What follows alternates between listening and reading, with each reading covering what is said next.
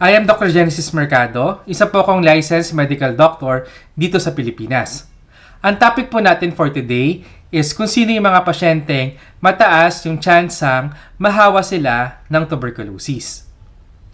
Ang source ko po para sa discussion natin ngayon ay naka-flash po sa screen nyo.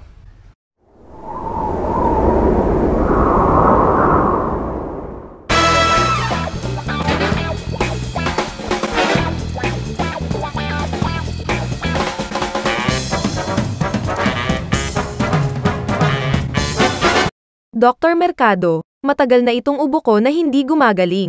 Ano ang dapat kong gawin? Ma'am, diagnosed ka with diabetes. Malakas ka pang manigarilyo. Alam mo ba na mataas ang chance na mahawa ka ng pulmonary tuberculosis sa asawa mo? Magpapagawa tayo ng mga laboratory examination upang malaman kung may sakit ka din na pulmonary tuberculosis. Kailangan din nating gamutin ang diabetes mo. Dapat ay itigil mo na din ang paninigarilyo mo. Sino yung mga pasyenteng mataas yung tsansang mahawahan sila ng tuberculosis?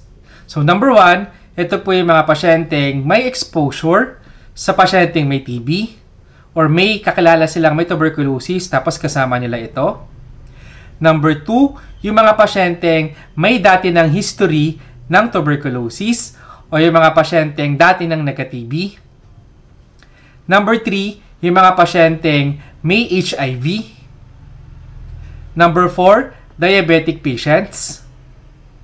Number 5, mga pasyenteng naninigarilyo. Number 6, mga pasyenteng malakas uminom ng alak. Number 7, mga pasyenteng gumagamit ng droga. Number 8, healthcare workers. So kapag ka nag-aalaga ka ng mga pasyenteng may tuberculosis, mataas din yung tsansang mahawahan ka nito. Number 9, yung mga elderly or mga pasyente nating more than 60 years old. Number 10, yung mga pasyenteng mahina immune system. Sila yung mga pasyenteng may mga ganitong sakit. Kagaya ng silicosis, solid organ transplant, or connective tissue or autoimmune disorder. Yung mga pasyente nating end-stage renal disease o yung mga pasyente nagdadialysis.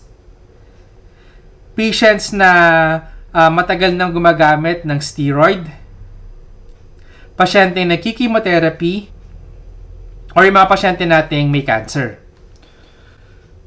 So sila po yung mga pasyenteng mataas yung tsansang mahawahan ng tuberculosis. So kapag may kilala tayong may tuberculosis ay kung maaari ay wag na lang po nating palapitin sa mga pasyente nating ito dahil mataas po yung tsansang mahawahan po sila. Ang tuberculosis po ay nakakahawa.